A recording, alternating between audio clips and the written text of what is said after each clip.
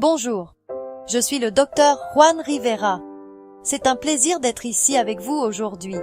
Aujourd'hui, nous allons explorer le monde incroyable du système reproducteur féminin, un système complexe et très important. Connaître cela est essentiel pour quiconque souhaite améliorer et élargir son français médical, afin de pouvoir communiquer clairement en clinique.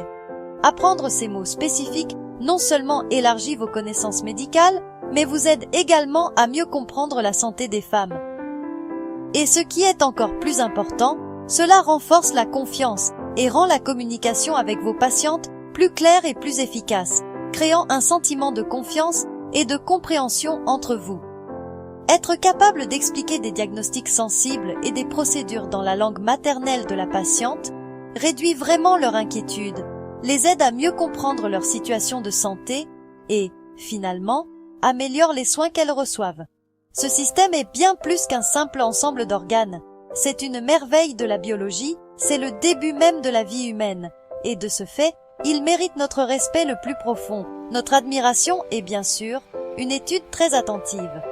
Dans cette vidéo éducative, nous allons décortiquer attentivement l'anatomie du système reproducteur féminin en examinant chaque organe et ce qu'il fait.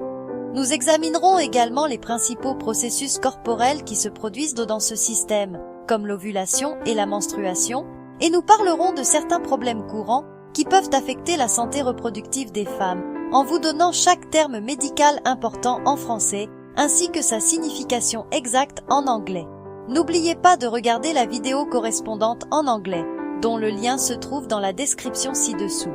Notre objectif principal est que vous vous sentiez parfaitement sûr et à l'aise pour parler avec vos patientes de ces sujets très importants et souvent sensibles, en améliorant la connexion et la relation que vous établissez avec chacune de vos patientes, créant un sentiment de confiance et d'attention.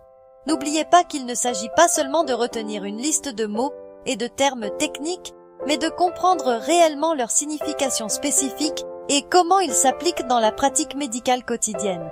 Alors, préparez-vous à plonger profondément dans le monde incroyable de l'anatomie féminine et du fonctionnement du corps, en explorant chaque détail d'un point de vue bilingue qui enrichira votre compréhension et vous préparera à offrir des soins médicaux exceptionnels. À la fin de cette vidéo, consultez la description ci-dessous pour accéder à d'autres ressources utiles pour accélérer votre apprentissage bilingue anglais-français. Aussi, qu'il vous souvienne que cette vidéo est destinée à des fins éducatives et ne remplace pas un avis médical professionnel. Veuillez consulter votre médecin pour toute préoccupation de santé personnelle. Alors sans plus tarder, commençons ensemble ce passionnant voyage d'apprentissage et de découverte en matière de santé féminine. Commençons par les parties externes, appelées la vulve, qui comprend les grandes lèvres, les petites lèvres, le clitoris, l'ouverture vaginale et l'ouverture urinaire. Les grandes et petites lèvres protègent les parties internes et maintiennent l'humidité, tandis que le clitoris est essentiel au plaisir sexuel.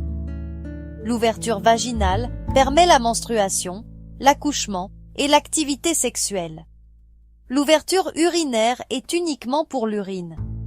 Connaître ces termes en anglais vous aidera à expliquer les résultats et les procédures de manière claire et respectueuse. Maintenant, plongeons au cœur de l'anatomie féminine en explorant les organes internes qui jouent un rôle vital dans la reproduction et la santé globale. Nous commencerons par le vagin, le col de l'utérus et l'utérus, chacun ayant des fonctions uniques et interconnectées. Le vagin est un tube élastique, une partie vraiment étonnante et flexible, essentiel pour les rapports sexuels, permettant l'entrée du sperme. Il joue également un rôle très important pendant l'accouchement, servant de voie de sortie pour la menstruation, un processus mensuel vital pour la fertilité. Le col de l'utérus, agissant comme un gardien, relie le vagin à l'utérus, offrant une protection contre les infections en produisant du mucus cervical, qui est un bouclier naturel. De plus, le col de l'utérus peut vraiment s'étirer pendant l'accouchement, facilitant la naissance du bébé. L'utérus, souvent appelé la matrice, est l'endroit sûr où la grossesse se développe, un espace nourrissant et protecteur.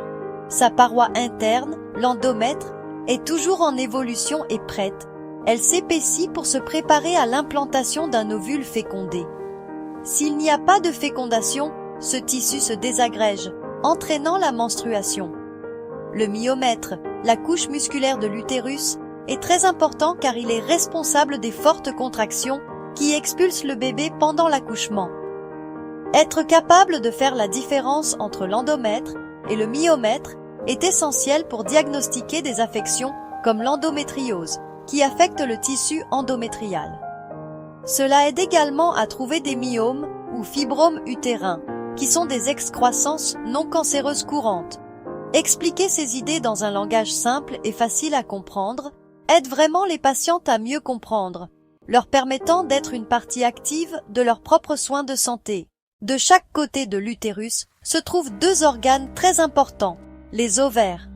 Ces petits mais puissants organes sont super importants pour la santé reproductive d'une femme. Le rôle principal des ovaires est de produire les ovules, qui sont les cellules reproductrices féminines. Ce processus, appelé ovulation, est essentiel pour tomber enceinte. En plus de produire des ovules, les ovaires fabriquent également d'importantes hormones comme l'œstrogène et la progestérone. Ces hormones jouent un grand rôle dans le développement des parties du corps féminin et dans le contrôle du cycle menstruel. Dès la naissance, les ovaires d'une femme contiennent tous les ovules qu'elle aura jamais dans sa vie reproductive. Ces ovules sont à différents stades de croissance, à l'intérieur de petits sacs appelés follicules ovariens. Les ovaires sont super importants pour contrôler le cycle menstruel, qui prépare le corps d'une femme pour une éventuelle grossesse chaque mois. Les trompes de Fallope, aussi appelées oviductes, sont deux tubes qui relient les ovaires à l'utérus, créant un chemin vital pour le déplacement de l'ovule. C'est précisément dans les trompes de Fallope que se produit la fécondation, c'est-à-dire la rencontre entre l'ovule et le spermatozoïde. Autour des ovaires se trouvent les fimbriae, qui sont des prolongements en forme de doigts qui aident à guider l'ovule libéré pendant l'ovulation dans la trompe de Fallope.